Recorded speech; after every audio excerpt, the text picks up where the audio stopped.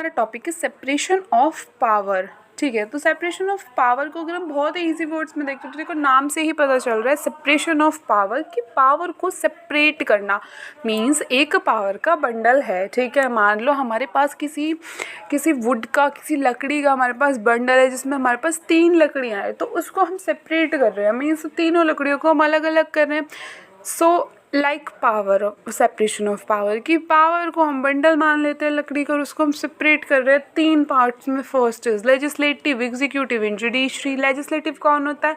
हमारा पार्लियामेंट वगैरह हो गई, जो कि हमारे लॉज को, जो हमारे लेजिस्लेशन को फॉर्म करती है, जो हमारे लॉज को बना रही है, वो होती है हमारी लेजिस्लेटिव, जैसे कि पार्लियामेंट हो गई।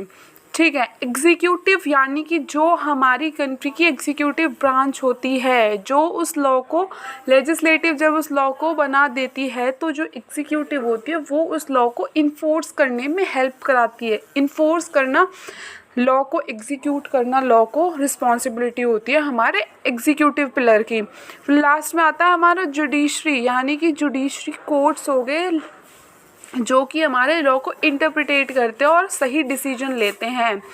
जो लेजिस्लेटिव ने लॉ बनाया उसको एग्जीक्यूट कर रही है एग्जीक्यूटिव, और उसको अच्छी तरह से इम्प्लीमेंट कर रही है सोसाइटी में जुडिशरी।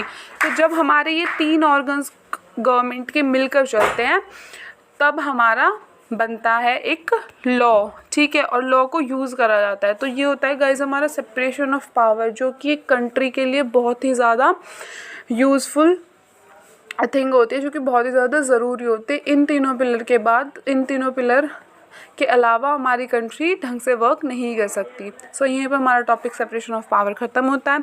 मोर यूज़फुल वीडियोस के लिए मेरे चैनल को सब्सक्राइब करें, लाइक करें, कमेंट करें, शेयर करें, बेल आइकन को प्रेस करना बिल्कुल ना भूलें। Thank you so much guys.